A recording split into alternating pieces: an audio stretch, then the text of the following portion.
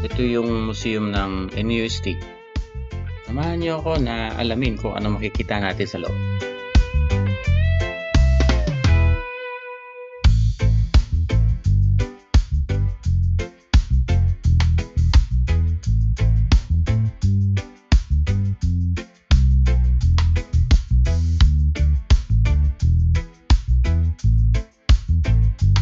Dito pala sa baba may mga painting na gawa ng mga estudyante.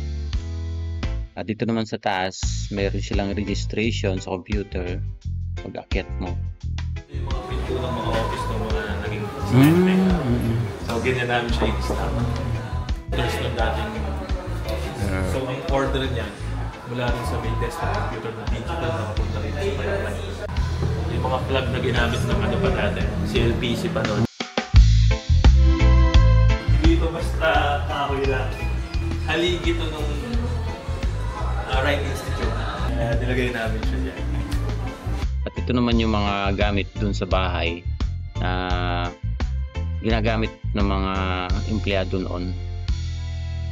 Spend the museum natin sa mga bahay, sa lubang bahay. So ginagamit ng mga technical students. Dati.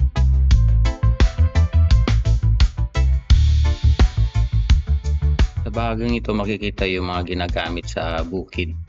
Mga pangkaraniwang gamit sa pagtatanim, pag-aani, at may lumang painting pa dito, gawa 1979.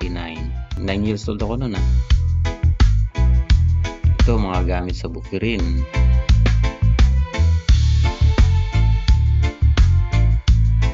Ito ginansilyo. Meron kaming ganito noon. Tiyaga nang gumawa. Ito mga gawa na ngayon ng mga project ng mga bata.